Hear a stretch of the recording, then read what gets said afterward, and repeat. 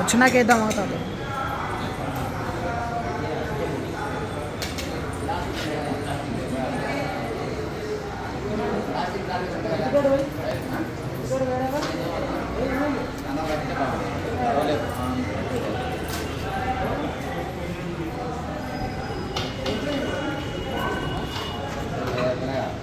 పైకి బా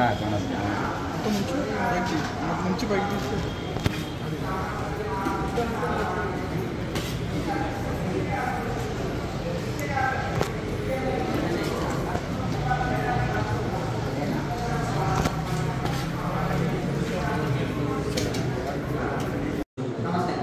నా పేరు సుధీర్ అండి, నేను హైదరాబాద్ నుంచి వచ్చాను.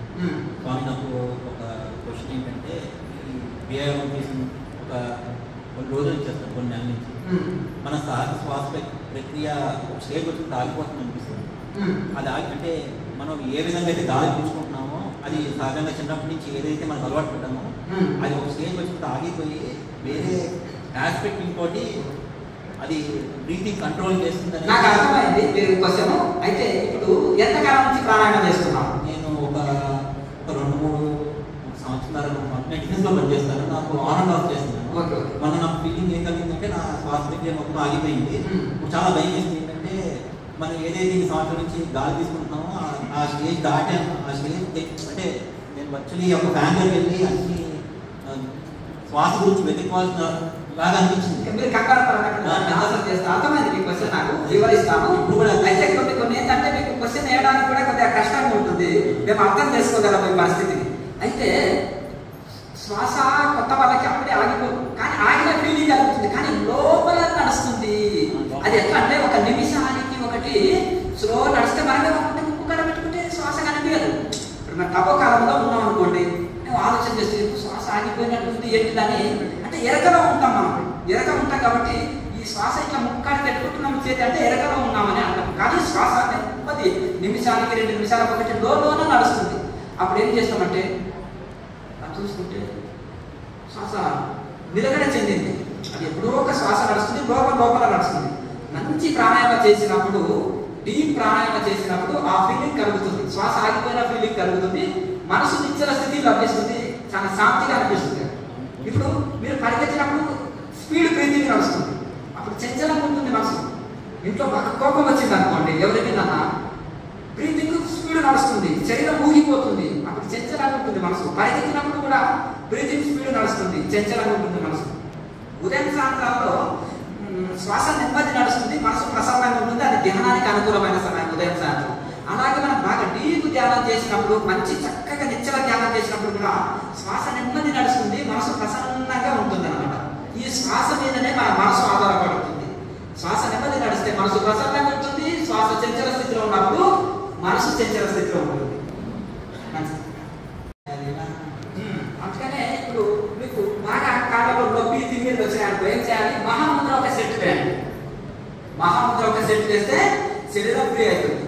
తర్వాత మనకు ఎక్కువ తిమ్మిళ్ళు అనిపించింది అనుకోండి, ఏం చేయాలంటే మార్చుకోవాలి. ఈ ఆసనం ఈ కాలు ఉంది పైన, ఈ ఎడమ కాలు కుడి కాలు తీసి కుడి కాలు కిందికి మన ఎడమ కాలు పైకి పెట్టుకోవచ్చు. ఆసనాన్ని మార్చుకోవచ్చు. అలాగే ఇంకొకటి ఇంకా ఎక్కువ తిమ్మిళ్ళు తట్టుకోలేదు బాగాలంటే మధ్యలో ఒక మహాముద్ర ఒక సెట్ వేయచ్చు. కన్ను జరగదు, శరీరం కలగకుండా మహాముద్ర ఒక సెట్ వేసి మళ్ళీ కంటిన్యూగా మళ్ళీ ఎక్కడి నుంచి చేశారో అక్కడి నుంచే నాలుగు క్రియ వరకు వచ్చారు, మళ్ళీ 4 క్రియ నుంచి కంటిన్యూ చేయాలి. ప్రాణాయామం వరకు వచ్చారు, అక్కడి నుంచి కంటిన్యూ చేయాలి. అయితే సాధ్యమైన వరకు ఆసనం మార్చుకుంటే సరిపోతుంది. తర్వాత సాధన మొత్తం అయిపోయినాక కూడా మహాముద్ర సెట్ ఎందుకు ఎక్కిస్తామంటే శరీరం ఫ్రీ కోసం. తిమ్మిళ్ళు పోతాయి, నొప్పులు పోతాయి, బాధలు పోతాయి. శరీరం తీసుకుపోయి గంటల కూర్చిన వరకు పట్టేస్తుంది. అది ఇంకొక కొత్త రోగం సృష్టిస్తుంది. మళ్ళీ ఈ మహాముద్ర సూక్ష్మ వ్యాయామం చేయడం వలన శరీరం మళ్ళీ యథావిధిగా ఫ్రీ అవుతుంది. చాలా మంది ధ్యానం చేస్తుంటే నా నొప్పులు పోతలేవు అంటారు. ఇవన్నీ చేయాలి. ఇంకే ధ్యానం కట్టుకొని కూర్చుంటే సరిపోదు. ప్రాణాయామాభ్యాసం చేస్తే నాడి మండలి శుద్ధి అవుతుంది. ఇప్పుడు అగరబత్తులు వెలిగిస్తే పుస్తకాల సందులోకి వెళ్ళి బ్యాక్టీరియాని తరిమేస్తుంది కదా. ధూపం చేస్తే, ధూపం ఏంటంటే మైసాక్షి కుగ్గిలం అంటారు. ఇది ఓషధులు, హిమాలయంలో శ్రీశైలం అడవిలో ఉండే ఓషధులు సుగంధ ద్రవ్యాలు అన్నమాట. అది బ్యాక్టీరియాని చంపేస్తాయి. పూర్వకాలంలో వేసే వాళ్ళు ధూపం వేయాలి. పుస్తకాల సందులో ధూపం కదా క్లీన్ చేయాలి కదా. ఎక్కడెక్కడో సామాగ్రి, పాత సామాగ్రి దగ్గర అంత బ్యాక్టీరియా ఉంటుంది, అది తీసుకుంటే డస్ట్ ఎనర్జీ వస్తుంది. ఇవన్నీ వెళ్ళిపోతాయి అన్నమాట. అలాగే ఈ ప్రాణశక్తి కూడా నాటి మండలంలో అంతగా అందిస్తుంది. మనం క్లీన్ చేయని సందులో వెళ్ళి ఎక్కువగా క్లీన్ చేస్తుంది కదా. అలాగే ఇక్కడ ఈ ప్రాణశక్తి కూడా శక్తివంతం చేస్తుంది. ముందు గట్టిగా మాట్లాడాలి. నా పేరు వెంకటరత్న, పియాపూర్ నుంచి వచ్చాను హైదరాబాద్. అమ్మా ముందుగా మనం నేర్చుకున్నది ఫస్ట్ ఎలా ఆడుతారో నాకు అర్థం కాదు.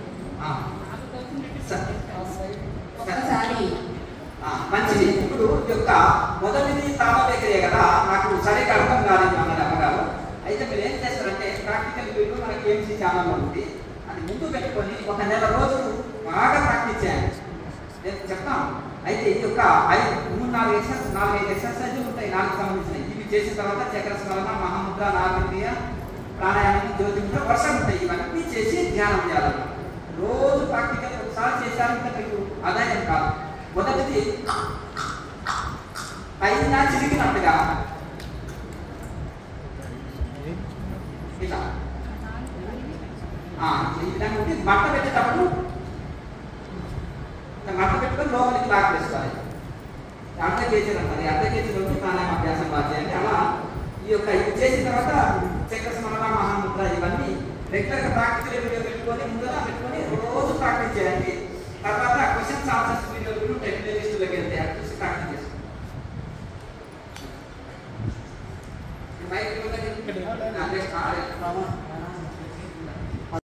గట్టిగా మాట్లాడాలి. నేను చాలా సంవత్సరాల నుంచి షిరిడి సాగర్లో గురువుగా ధ్యానం చేస్తున్నాను. బాగా మంత్రం ఇచ్చారు కానీ నాకు మర్చిపోయాను. మధ్య మధ్యలో ధ్యానం చేసేదాన్ని కానీ 2019 నుంచి కంటిన్యూగా ఉదయంగా నాన్నతో ధ్యానం చేస్తున్నాను. చాలా బాగా ఉంటుంది, చాలా అనుభవాలు జరిగాయి. కానీ అది జపం అవుతుంది, ధ్యానం కాదు కదా, ధ్యానం కాదు కదా అనుకున్నాను. నాకు అదే ఇష్టంగా ఉంది. ఏం చేయమంటారు? చిన్నపిల్లవాడు పలకబలతో దిగుతుంటే ఆలోచుకుంటారు, చాలా బాగుంది, గేమ్స్ ఆడుకోవచ్చు, మంచిగా చక్కగా ఇలాంటి పాటలు పాడుకోవచ్చు అని ఎల్కేజీ ఉంటే కుదరదు కదా. అంటే సాక్షాత్ కృష్ణ పరమాత్మ పూజ కొన్ని సమస్తోత్రం స్తోత్రం సంబంధించిన అని శ్లోకం చెప్పారు. ఇప్పుడు శ్లోకాలు గురించి టైం కాదు ఇది. అయితే ఈ శ్లోక ప్రమాణంగా మనకి ఏంటంటే కోటి పూజల కొద్ది ఒక జపం కొద్ది, కోటి జపాల కొద్ది ఒక ధ్యానం కొద్ది, కోటి ధ్యానాల కొద్ది ఒక లయ స్థితి, సమాధి స్థితి గొప్పదన్నమాట. ఇప్పుడు 1, 2, 3 తరగతి కంటే పీజీ, పిహెచ్డి వరకు మనం వెళ్ళేది అక్కడే ఆరోగ్యం ఉండదు కదా. సరే భక్తిలో పూజలు చేస్తుంటే ఒక తన్మయత్వం, ఒక పులకింపు వస్తుంది. భజన పాడినప్పుడు, భగవంతుడి పూజ చేసినప్పుడు కూడా మంచి ఆ రోజు ఉపవాసం ఉండి నిష్ఠతో పూజ చేసినప్పుడు కూడా ఒక తన్మయత్వ స్థితి కలుగుతుంది మనకు. అందులో ఆనందం పోతే అక్కడే ఆగిపోవద్దు. ఒక మంచి ఊరు వచ్చింది, కాశీ వెళ్ళకుండా అని ఆగిపోతే అలా కనుక ఇక్కడ ప్రాణాయామ అభ్యాసం మనం చేస్తూ అందులో జపం చేస్తే ఇంకా మనసు అంతర్ముఖమైంది. కనుక అలా మనం ప్రాణాయామ అభ్యాసం చేసిన తర్వాత ధ్యానం కూడా చేయాలి. ఆ ధ్యానంలో నిశ్చల స్థితి కలుగుతుంది. ఇప్పుడు ఇక్కడ నేర్చుకున్నది కాబట్టి దీన్నే కంటిన్యూగా ఉదయం సాయంత్రాలు ఇంకా 3 పూటలు కూడా చేయొచ్చు. మధ్యాహ్నం భోజనానికి ముందు కూడా 1 గంట చేయొచ్చు. ఇలా చేస్తుంటే ఇంకా బాగా సాధన తెలుసుకుంటాం. జపం చేసుకోవచ్చు, మంచిది, మంచి అనుభవమే కదా. అదే కదా, అది హృదయంలో పెట్టుకునేది, మన మనసులో అనుభూతి చెందేది అయ్యేది కదా, మంచి అనుభవమే కదా. దాని దాని కంగారు పడుతుందా? అది లయం అయిపోతుంది, లయం కావాలి. నాకు అమ్మగారు దర్శనం అయితే నేను ఇక్కడే ఆగుతాను, నాకు అమ్మనే సగం అనుకుంటే మీ అమ్మగారిని కూడా లయం చేయాలి బాబు. అమ్మ అని ఆత్మ కంటే వేరు కదని గోకాపురి గారు ఆయనకి సమాధి స్థితి కలిగేటట్టు చేశారు. అవునా కదా? ఇది కాదయ్యా, అమ్మని కూడా లయం చేసేయాలి, అమ్మ స్వరూపాన్ని కూడా లయం చేయాలి. నువ్వు అమ్మగా మారిపోవాలి. అమ్మ అంటే ఒక కాలు విగ్రహం ఉన్నాయి, 4 కాళ్ళు 2 చేతులు ఉండేది అమ్మవారు కాదు. సర్వం నిండి ఉంది అమ్మ. ఆ సర్వం నిండి ఉన్న అమ్మలో లయం అయిపోయి సర్వం నిండి ఉన్న అమ్మనే లయం అనుభూతి చెందవయ్య బాబు. నువ్వు చిన్న విగ్రహంలో ఉండే అమ్మనే తృప్తి చెందుతున్నావు, చాక్లెట్గా తృప్తి పొందుతున్నావు నువ్వు.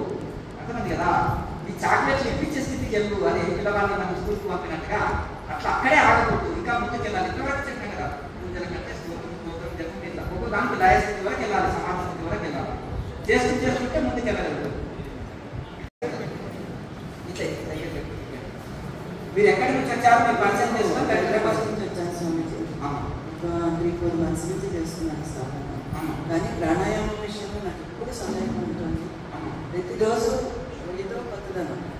అంటే ఈరోజు చేసిన ప్రాణాయామం రేపు అదే విధంగా చేయగలుగుతున్నానా అన్న సందేహం నాకు ఎక్కువ కలుగుతుంది. అంటే అది ఏది ఒకలాగా జరగట్లేదు. ఈ రోజు ఒకలాగా తీసుకుంటే రేపు ఇంకొక రోజులా ఇంకొక మూమెంట్. జస్ట్ మీ వీడియోలు ఈ విషయంలో మీ వీడియోలు చాలా వెతికాను నేను. వెతికినప్పుడు ఒక వీడియోలో మీరు ప్రాణాయామం తీసుకున్నప్పుడు అశ్విని ముద్ర ద్వారా తీసుకుంటూ అని చెప్పారు. ఓకే, అశ్విని ముద్ర ద్వారా తీసుకుంటూ చేశారు. చేసి అశ్విని ముద్రని బిగించి పెట్టాలా వదిలేయాలా అది ఒక సందేహం.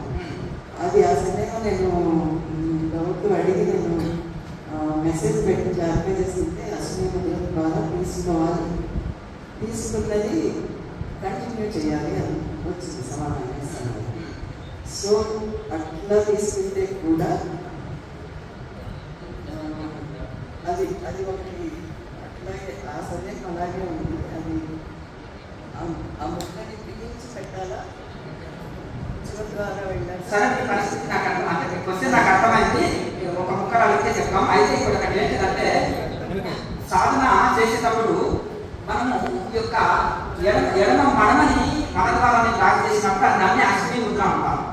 దాన్ని మనం ఏం చేయాలంటే ఈ యొక్క మడద్వారాన్ని పైకి లాక్కున్నట్టుగా కొంచెం సుష్మనాడుకుంటా కంఠాన్ని లైట్గా శబ్దం చేస్తూ పైకి సుష్మనాడుకుంటా తీసుకున్నట్టు భావనతో కంఠంతో తీసుకున్నప్పుడు ఎక్కువసేపు తీసుకుంటాం.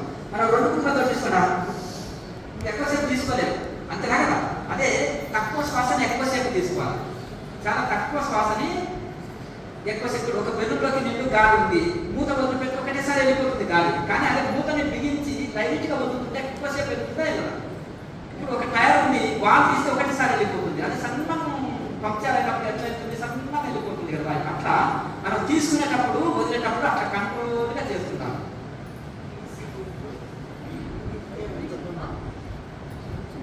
ఉంచండి, పర్లేదు. వదిలేటప్పుడు వదలవచ్చు, ఇబ్బంది అంతే.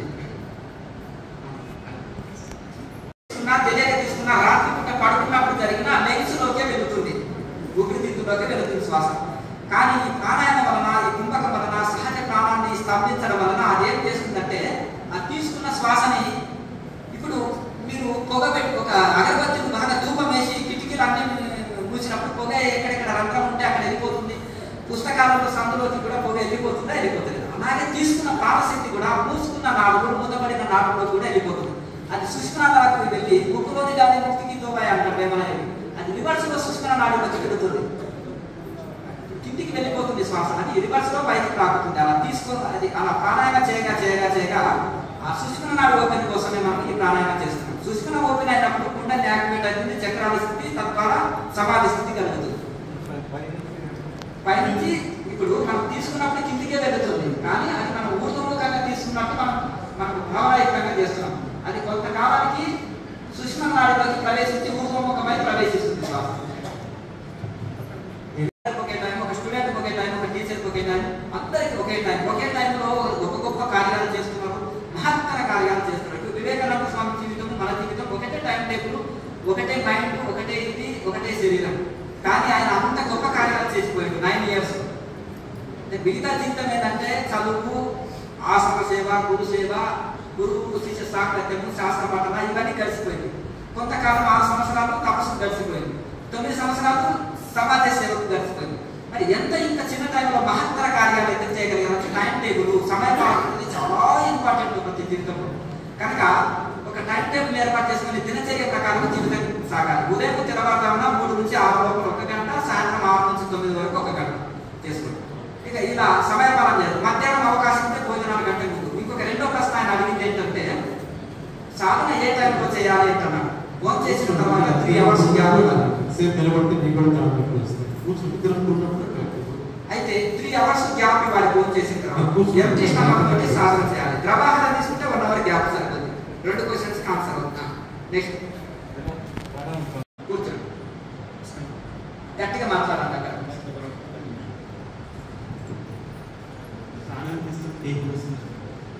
అంటే కొంతమందికి భోజనం చేసింది జీర్ణం కానప్పుడు, అలాగే కొంతమందికి గ్యాస్ ట్రబుల్ లాంటిది ఉంటుంది. అటువంటి వాళ్ళకి కొన్ని పుల్లని త్రేనుకులో, మామూలు త్రేనుకులో, లేకపోతే ఆవరింపులో ఇటువంటి వస్తుంటాయి. దీనికి కంగారు పడవలసిన అవసరం లేదు. నాకు కుదురుతుందా సాధన అని నిరుత్సాహం పడనక్కర్లేదు.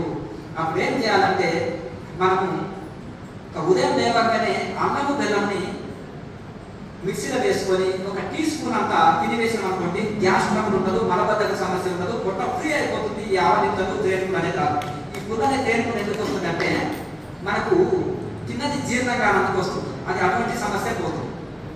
ఇంకా ఒక చిట్కా ఏంటంటే కూరల్లో అన్నము, జీలకర్ర, వాము ఈ మూడింటిని బాగా ఎక్కువ వేసుకుంటే గ్యాస్ ట్రబుల్, మలబద్ధకము, శరీరంలో నీరు ఇవన్నీ పోతాయి.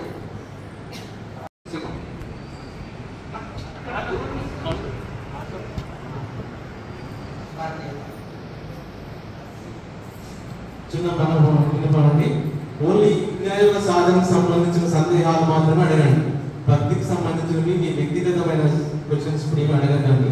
సమయం తక్కువ ఉన్నది, కొత్త వాళ్ళు ఉన్నారు కాబట్టి సాధనకు సంబంధించిన సందేహాలు ఏమైనా ఉంటే అడిగి క్లియర్ చేసుకోండి. ఒక చిన్న మనది, మీరు ఏమైనా పురాణాలు కానీ శాస్త్రాల గురించి, ఋషుల గురించి ఏమైనా డౌట్ ఉంటుంది కదా, ఆధ్యాత్మిక అంటే అది కూడా ఆధ్యాత్మికమే. అక్కడ నోట్ బుక్ ఉంటుంది, అందులో రాసి పెట్టండి. క్రియాయోగ సమయం ఎందుకంటే తక్కువ టైంలో ఒక గంట టైంలో ఇంతమంది సందేహాలు తొలగించాలంటే కేవలం క్రియాయోగము, ధ్యానము, ఆధ్యాత్మికము మనం ఎట్లా మోసం పొందుతాము దాని గురించి అడగండి. ఈ సాధన గురించి అడగండి. మిగతా ఏమైనా ఆధ్యాత్మికమైన ప్రశ్నలు ఉంటాయి కదా, నోట్ బుక్లో రాస్తే మేము వీడియో చేసి కేఎంసీ ఛానల్తో మీకు చూసుకోవచ్చు.